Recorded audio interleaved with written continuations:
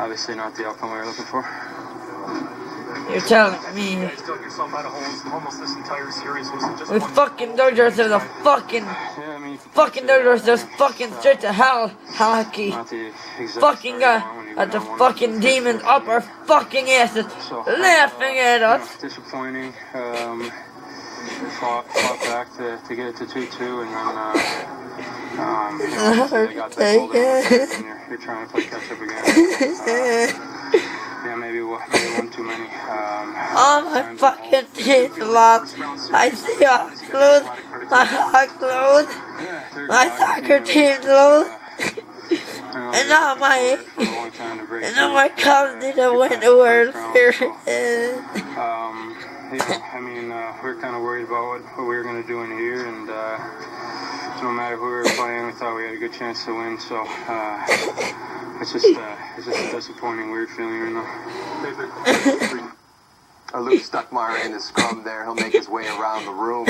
When you look back at this series, you only look at Game 6 where you thought the Hawks really brought their A game. It didn't come enough in sustained stretches. Yeah, I would say so. And for whatever reason, it seemed to be the second period where they get that sustained push.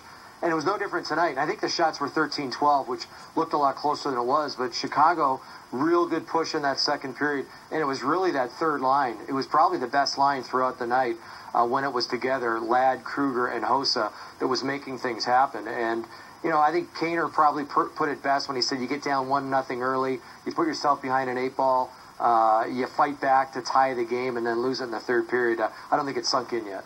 No, and I think every team plays a lot differently when they're playing from behind. Certainly, the Blues kept going on the attack, and really, I think it says that the gap may have narrowed between every team. Before the playoffs had started, every team in the West, people were saying, had a chance to win the Stanley Cup or get to the final.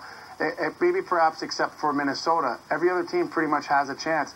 And it just means that the gap's narrowed. You look at a great team like the LA Kings, out in the first round, San Jose gets by them. So, unfortunate part of this is you got a great team. One of these great teams are going to be out. And Jonathan Toews held without a goal in this series. He addressed the media a short time ago. To turn it over and they end up scoring, and when we have the chance, they don't quite go in. So, what can you do? I think gotta give that group credit, but you gotta also give this group of guys in here credit for the way they played and for giving themselves a chance, giving ourselves a chance, going right to the end with this series. All you've done and all you've accomplished, and you just feel like that tying goal was inevitable in those last 7 minutes. You guys are all around the net. Did you just think it was going to happen? I don't know. You got to think every shift that you're going to get a lucky bounce, and you got to feel like if you're in their position, it's not a fun thing, and it's a nerve-wracking thing to try and protect a one-goal lead like that late in a game, especially when there's so much on the line. And all we're trying to do is make them make one mistake, and hopefully it lands on our stick, or we get a rebound, or something just gives for us, and it didn't. So again, pretty disappointing. I know you put a lot on yourself often. Did you feel like you could have done more in this series? Well, when you don't win, absolutely. You always second guess and think what you could have done differently. Obviously, myself, like to think I had my chances, and like times in the past, kept telling myself that there was going to be an important time where I'd find a way to score a big one, and right to the end, I was telling myself that, and those last draws in their zone, and just didn't get to the puck. Obviously, it's kind of tough to think of what you could have done differently in those situations to alter the result. How much do you credit their defense against you personally, individually, for shutting you down or shutting you out goal-wise in the series? Like I said, there wasn't much to be had out there, and when I had my chances, we got to find a way to put them home. It just wasn't happening, obviously. So, again, they worked hard. It was a tough team. As everyone said throughout this series, it's a disappointing thing for fans on both sides is that one of these teams has to go home, and you got to think that with the confidence they're going to have coming out of this Game 7, that there's no reason why they can't contend all the way to the end. And we felt with the way things are trending in our direction towards the end of the series, we obviously felt the same. John, you had so much momentum in the first part of the second period. You got one goal, but you feel like you're almost surprised or just disappointed that you couldn't get more out of that? Is that kind of where you No, I mean, we felt good about ourselves going to that third period, whether we have a one-goal lead or it's tied in this building. We love to be in that spot. And, obviously, we didn't get the last goal that we needed. Never thought we'd see a 7-game series where Taves didn't factor in the goals. Yeah, that's surprising. He's such a determined player, and he's a difference maker, and he wants to make a difference.